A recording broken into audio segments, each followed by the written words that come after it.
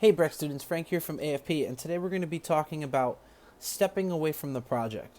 Um, so for our, just for our new engineers and for the people who are just getting into recording music, it's exciting. You're going to be, you know, getting really good at it. You're going to be making music, and sometimes you're going to find yourself recording music, and you're going to be like, oh, I'm going to just do like a session for an hour and call it quits, and that hour turns into 3 or 4 hours, because we want to get good at things, we want to perfect things, you want to edit things so they sound right, you want those downbeats to land where the downbeats are supposed to be, and everybody's syllables to land on the when you're this is for when you're mixing, you want everything to sound very tailored. Sometimes tailoring things and editing things can fatigue you, psychologically and physically. And what I mean by that is, there's been times where I've recorded music and like I'll take off the headphones and my ears will hurt. Like they will be throbbing and I'll get a headache out of nowhere, and that's because my mind has been focusing on a computer screen and I've been blasting music in my ears, and I'm like changing the volume constantly and I'm playing the same thing over and over again. And your brain has to like process that constantly happening, and that you start to tire yourself out mentally. It's actually very exhausting. So what I would do is I'll take off my headphones and I'll step away and I'll grab a glass of water, and I'll try to like, sometimes I'll even spend as much as a week away from whatever I'm working on, because I want to like rest my mind. I want to have enough time to clear my thoughts, and like, when you're working on music, you should give.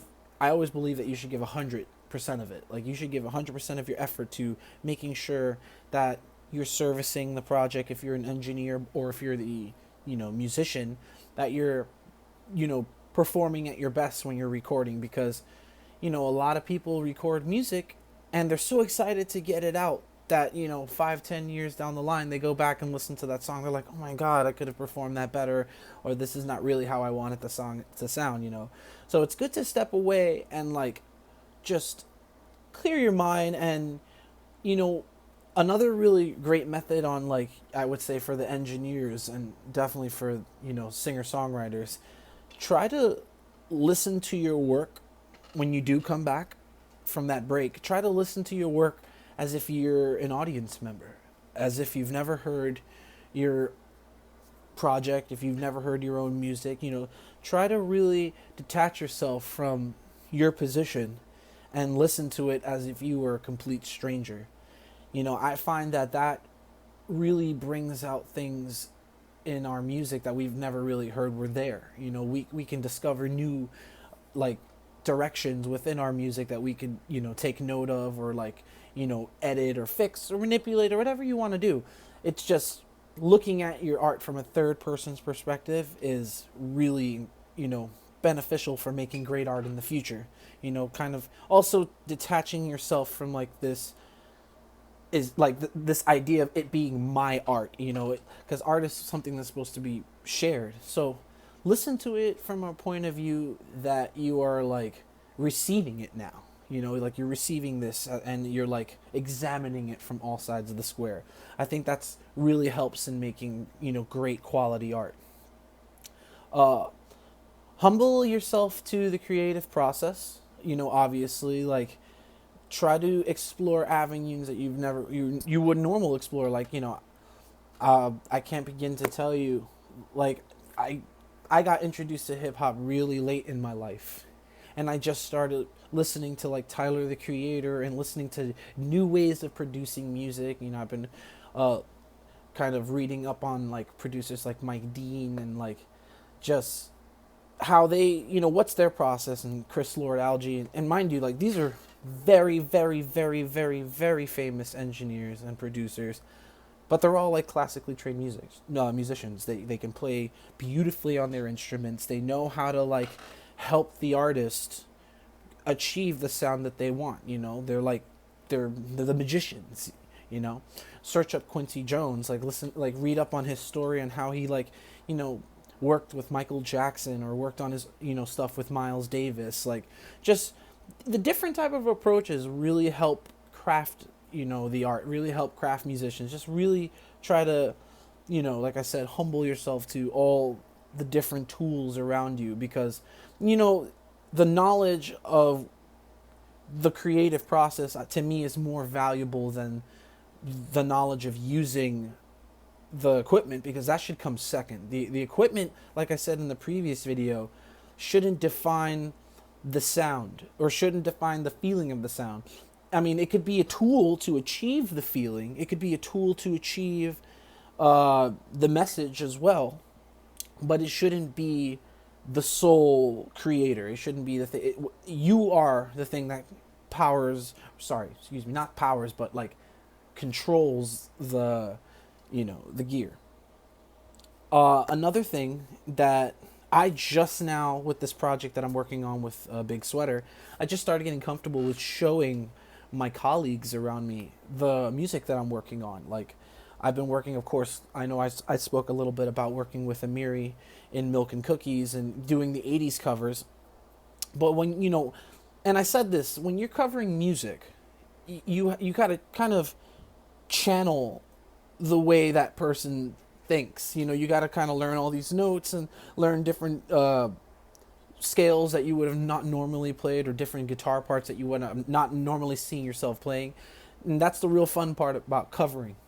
But when you're showing someone your personal music, you're not showing someone something that someone else created. Like, this is your heart, this is your soul, this is your gift to, the universe. And I've learned to not take offense to constructive criticism. I actually really enjoy constructive criticism, because it helps mold great art. It's just like, seeking knowledge. You kind of, obviously don't let anyone offend you and hurt your feelings or say something messed up.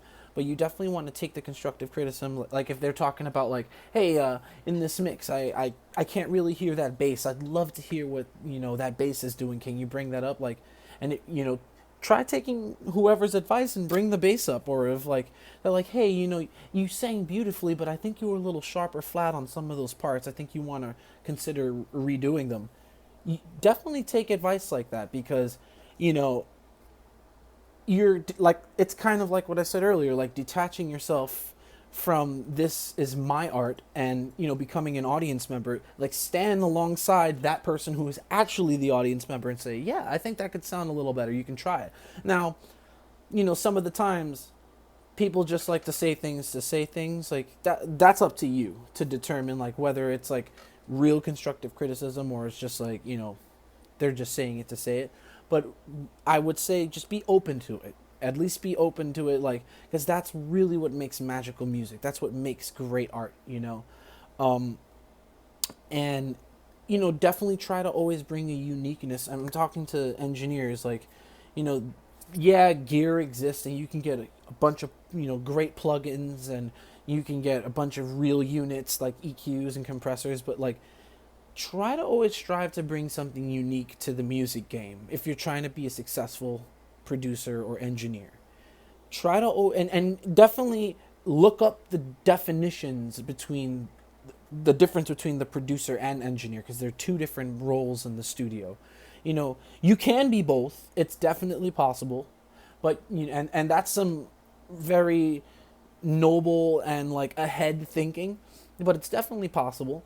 But, like, understand the difference before jumping into this field, because this field is a lifestyle. It's beautiful. It's fun to do. It's fun to share and meet other engineers that are just as passionate as you are, and you're gonna want to buy that gear. You're gonna want to build that studio, buy that house. You're gonna want to expand. But as far as people telling you how your work is, try to take that and use it as a tool. Try to look at all the things in your life, and all the different ways of approaching music, and build something unique off of that. And on that note, I just want to say thank you guys for watching this video, and I hope you guys have enjoyed what we've been doing for you. If you have any questions, or please leave it in the comments below. And yeah, I'm so happy to continue doing this for you. We'll see you tomorrow. Peace out.